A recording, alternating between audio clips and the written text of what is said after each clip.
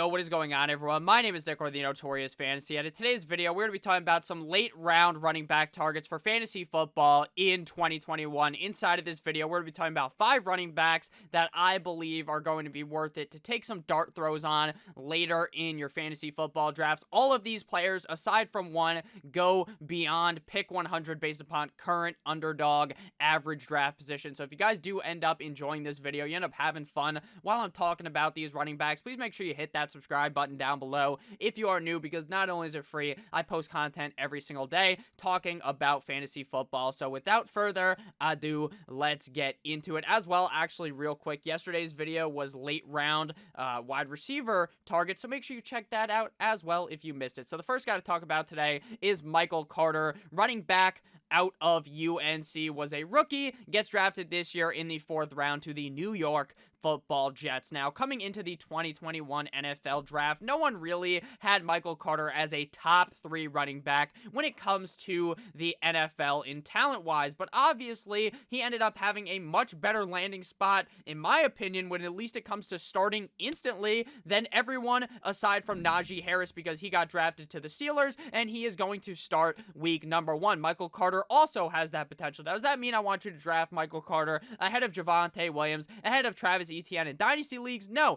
but we're talking about redraft here, and I think it is an entirely understandable situation to want to draft Michael Carter ahead of those guys, because his path to becoming the running back 1 in the New York Football Jets offense is super easy. Why is that? Because head coach Robert Saleh just came in this year. He didn't draft LaMichael Pirine last year. Now, LaMichael Pirine wasn't a super early draft pick, so that shouldn't really worry you. And Michael Carter is much better than him. And besides that, sure, they bring in Tevin Coleman, but what does Tevin Coleman do better than Michael Carter? The answer is nothing. Michael Carter, the short king out of UNC, is 5'8", 201 pounds. Now, he didn't run the fastest 40-yard dash with just a 4.54, which is about 50th percentile according to playerprofiler.com. But to me, that does not really worry me, because his agility score is 98th percentile. Now, when looking at his college stats, these numbers are not going to necessarily come out to you and say, this guy was a fucking amazing college running back. Why is that? That is because him and Javonte Williams, now running back of the Denver Broncos, were sharing the load like Mia Malkova and Dylan, whatever her last name is. If you go ahead and watch on one of those other, you watch it on the other tube, they're sharing the load. And on the UNC backfield, it was Michael Carter and it was Javonte Williams sharing the load. In 2019 and 2020 is when we see Michael Carter's best seasons. 2019 in his junior year, playing in 13 games, 177 rushes, 1,003 rushing yards, 5 total touchdowns, as well as 25 targets for 21 receptions and 154 receiving yards. In his senior season, 21 years old, 11 games played, 156 rushes attempts for 1,245 yards, so 8.0 a carry, 11 total touchdowns, 30 targets, 25 receptions, and 267 receiving yards. So Michael Carter, it's clear that this guy is pretty talented in the receiving game as well as in the rushing game. Now, he is going to be a bit of a shorter running back, but running backs nowadays aren't like 6'7" or something, so 5'8" isn't necessarily a short king. A true short king is Tariq Cohen, who we're not going to be talking about in this video, but that guy might be 5'4".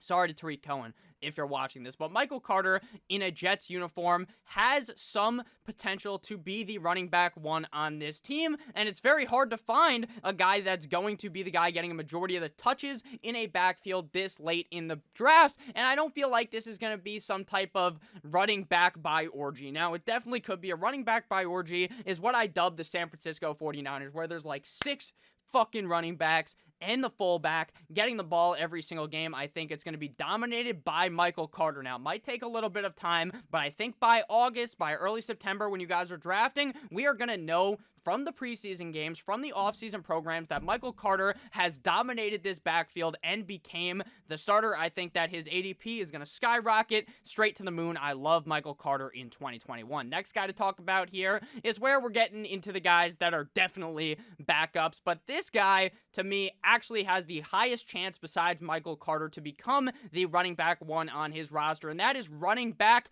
formerly of the Pittsburgh Steelers, now of the Arizona Cardinals, underdog ADP, 104.3, James Conner, one of my favorite running backs in the NFL, 6'1", 233 pounds. Now, James Conner last year dealt with some injuries, and that is something that James Conner has dealt with throughout his whole career.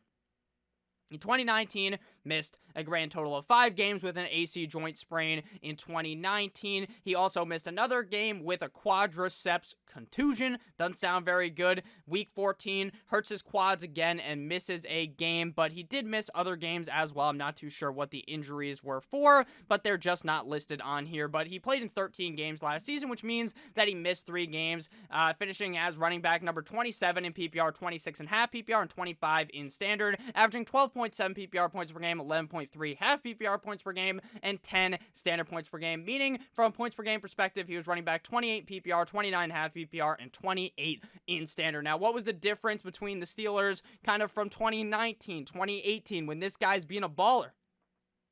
Especially, 2019, 2018. 2018, I believe, was this, is that the Le'Veon Bell season, or was that 2019?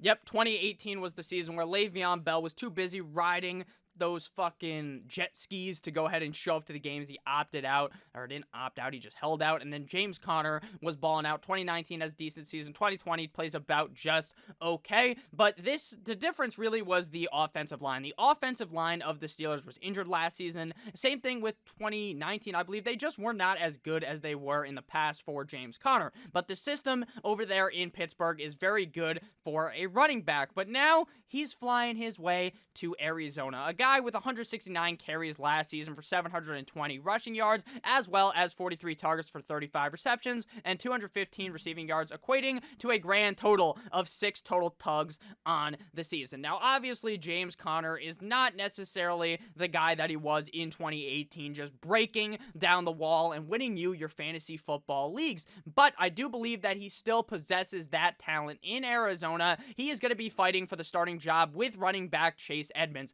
Now, the one thing about Chase Edmonds is that he has never been the starter on this team. Even with Kenyan Drake not playing the best last season, Chase Edmonds is still just riding the bitch seat behind him. Now, I like Chase Edmonds for fantasy football in 2021, but I still think that it's worth taking the late round shot on James Conner because he could end up being the guy, and if something was to happen to Chase Edmonds, then James Conner will easily be the guy and be put in situations to dominate in Arizona, a team that I believe is going to be very, very good in 2021, especially with the additions they have on their defense, bringing in J.J. Watt, loading up this defense, drafting Zaven Collins, the guy who said he was ready to murder for Cliff Kingsbury. I believe that James Conner does have a lot of potential in 2021, so I'll happily take him in the later rounds. Next up, a guy I just mentioned, running back Kenyan Drake, who formerly of the Arizona Cardinals, formerly of my Miami Dolphins, but now he is a part of the legendary Las Vegas Raiders. Now, Kenyan Drake, I'm going to be honest with you. I thought this guy was going to be really good, but what's surprising was that I thought Kenyan Drake busted completely in fantasy last year. Based upon how I felt when he was on my team, it felt like this guy was putting a weight on my chest. Salem witch trials. If you guys have ever read those fucking books about the Salem witch trial, I think I had to read it freshman year of high school, where they just kill a guy because they think he's a witch by just putting all these, like, rocks on his chest. That's what it felt like Kenyan Drake was doing to me. But on the season, he still finished as running back number 16 in PPR, running back 14 half PPR, and running back 12 in standard, averaging 12.9 PPR points per game, 12 half-point PPR points per game, and 11.1 standard points per game, meaning from points per game perspective, he was running back 27 in PPR, 26.5 PPR, and running back 22 in standard. And the reason why I thought that his finish was weird was because on a weekly basis, this guy was up and down. He's in and he's out, and that's why. But he still finishes high. You want to know why? Because he played in 15 games. That's why in these videos, I talk about the finish as well as what he was on a points per game basis, because the points per game basis is a lot more telling. Now, I don't think that Kenyan Drake is necessarily done being a productive running back in the NFL. He is currently coming off the board at current underdog ADP of 118.0. So he's definitely looked at as the backup in Las Vegas, which he should be. Josh Jacobs is a very talented running back. And frankly, I don't understand why John Gruden got on the phone and called up Kenyan Drake and added him to this roster. I frankly do not understand it at all. But he will be one of the more talented backup running backs in the NFL. And it seems like they want to use him as the receiver on this team. They want to literally bring him out wide and let him play slot or something like this, which doesn't make too much sense, but that's what John Gruden wants to do, and based upon what we could see in practice, what we could see in preseason, this could make me really like Kenyan Drake. Now, again, we're being very speculative. This video is coming out in May. We have not seen Kenyan Drake and Derek Carr go out on the field and have all these passes that he's actually going to be able to catch. Maybe that is what happens, and that's why we're talking about it right now in May, because that is potentially what's going to happen. And if Josh Jacobs was to go down, we've seen in the past without Jacobs, the other running backs there are able to eat and put up some solid numbers. Last season in Arizona, Mr. Kenyan Drake had 239 carries, 7th highest at the running back position for only 955 rushing yards, 12th highest at the running back position for a grand total of 10 total touchdowns with 31 targets, 25 receptions, and 137 receiving yards. So he was a pretty productive back last season, but ultimately, when he's getting the ball, he's not really rushing for like 5-6 a carry like you're hoping for him to do. He just was not able to do that. Now, does that mean that I think that Kenyan Drake is just garbage? No. But when you have 4.0 yard per carry, his true yard per carry according to the player profiler was 3.8, which is very low. 58th highest at the running back position. That's bad. That's very bad for a guy who's a starting running back in the NFL, now a backup running back. But I do think that Kenyan Drake still has enough in the gas tank to ball out this season. Possibly. When you're drafting these guys super late, you're hoping that something happens ahead of them, or maybe that John Gruden's smoking too much of that hashish, and he ends up putting Kenyan Drake in as a wide receiver like I was saying, and then bada bing, bada boom, step inside the room. Kenyan Drake is an excellent flex week in and week out. We're about halfway through this video, about 11 minutes, 12 minutes in. Please make sure to hit that subscribe button down below if you have ended up enjoying thus far. Next guy, my guy, J.D. McKissic Titties of the Washington football team. J.D. McKissic currently coming off the board, underdog ADP of 159.8, which to me is too damn low. You know that meme from back in the day? This price is too damn high is what this guy says. His price is too damn low. In 16 games last year, he finished as running back 17 in PPR, 24.5 PPR, and running back 34 in standard. This is definitely much more of a call in half PPR or PPR leagues, because J.D. McKissic does not have as much value in standard leagues because he's not going to be toting the rock as much as you would like, averaging 12 PPR points per game, 9.5 half PPR points per game, and 7 standard points per game, meaning from a points per game perspective, he was running back 31 in PPR, 34.5 PPR, and running back number 44 in standard leagues. So what is it that people are disliking about J.D. McKissic? To be honest with you, I don't know. Based upon their current depth chart, Antonio Gibson is obviously ahead of him, and then it's J.D. McKissic at 2, and then the guys behind him, not the greatest. Peyton Barber, Lamar Miller, Jay Williams, Jarrett Patterson. What is to be scared about in this Washington backfield? J.D. McKissic is the clear number 2 in this offense, and while Antonio fucking Gibson is one of the best receiving running backs in the NFL, J.D. McKissic is still going to get a lot of targets. Last year, guess how many targets he got? Guess. It's definitely not what you guessed, because he was 110, 6.9 per game. Very nice. J.D. McKissic, 69, I like. He had 80 receptions, second highest at the running back position. He had 589 receiving yards, second highest at the running back position. He also had 85 carries for 365 rushing yards, and a grand total of 3 total tugs on the season. Now, put on your thinking cap and try to imagine J.D. McKissic with a good quarterback, with a team that's able to move the ball much more effectively now. No, Nick, you're hating on Alex Smith. I'm not hating on Alex Smith, okay? The guy's leg almost got fucking ripped off. I thought he was going to be, I don't even know. I thought he was going to look like a pirate, and he wasn't going to have a leg anymore, which is a sad thing. But he worked through it. He played pretty well, but Dwayne Trashcan Haskins was there. Now it's Ryan Fitz-fucking-Magic, okay? J.D. McKissic played well last year. I imagine he could play potentially even better this year, and he's super safe because you can actually play him week in and week out in deeper leagues. Now, in like a 10-team league, if you're starting JD McKissic, frankly, your team probably fucking sucks. But if you're in like a deeper league, he's definitely a guy that you can play as your flex. And I think that if Antonio Gibson was to go down, which again, you're not hoping for injuries, but if that was to happen, then JD McKissic elevates himself into a solid spot where he can perform. Week 15 up against Seattle, 25.7 points, fourth highest at the running back position. Week 16 against Carolina, running back number 7. Those were both games, I believe, where Antonio Gibson was hurt. So you have to know that if Antonio Gibson was to go down, that McKissic steps into a very good spot on the Washington football team. I like McKissic. And final guy here, this is a guy that you're definitely hoping for injury because, or you're not actually hoping for injury, but you need Cam Akers to pass away in order for Darrell Henderson to be good. Again, you're not actually hoping for injuries, but when you're drafting them, Cam Akers has to be hurt for this play to work out at all. But Darrell Henderson was the running back 1 going into the year last year in LA.